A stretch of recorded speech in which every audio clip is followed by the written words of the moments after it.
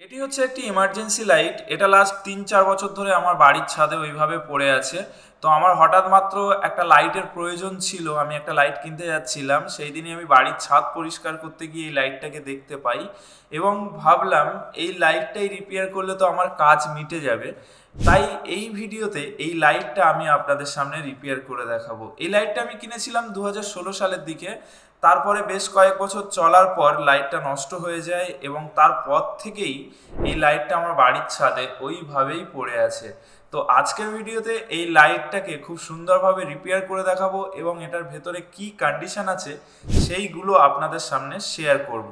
Welcome to electronic technology. আশা করছি আপনারা সবাই ভালো আছেন, সুস্থ আছেন। তাহলে চলুন এই ভিডিওটা শুরু করা যাক।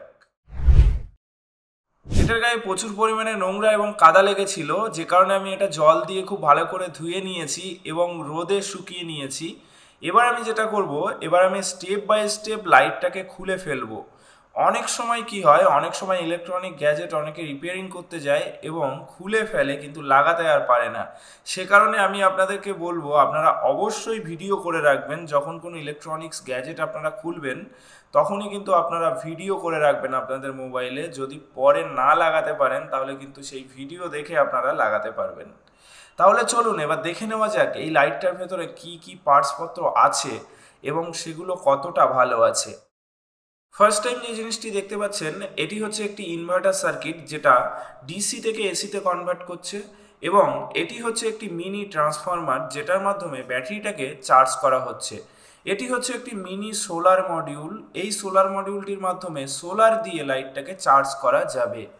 এটার মধ্যে আছে একটি ছোট্ট হাই পাওয়ার এলইডি এবং আছে একটি 6 ভোল্ট 4.5 অ্যাম্পিয়ারের সিগমার লেড অ্যাসিড ব্যাটারি।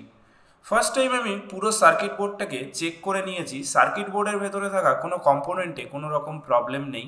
শুধুমাত্র সার্কিট বোর্ডের উপরে একটু রাস্ট পড়ে গেছে, যেটা পেট্রোল দিয়ে ক্লিন করলেই ঠিক হয়ে যাবে। এখন আমি ব্যাটারিটাকে চেক করে নিচ্ছি। ব্যাটারিটাকে চেক করার সাথে সাথেই আমি দেখতে পাচ্ছি যে ব্যাটারির চার্জ পুরোপুরি ড্রেন হয়ে গেছে। ব্যাটারিটাকে চার্জ দেওয়ার চেষ্টা করেছি কিন্তু ব্যাটারিটা চার্জ হয়নি। আমি ব্যাটারিটা চেঞ্জ করে দেব। ব্যাটারিটা চেঞ্জ করলে সম্ভবত পুরো লাইটটা ঠিক হয়ে যাবে।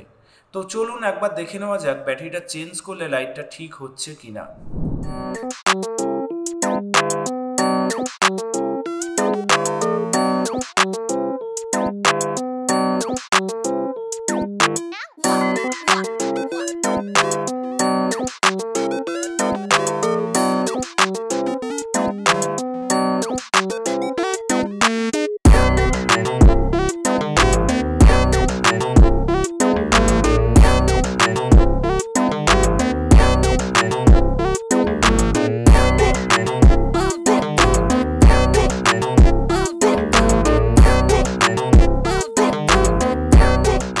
তো দেখতেই পেলেন ব্যাটারিটা চেঞ্জ করার সাথে সাথেই কিন্তু লাইটটা জ্বলছে।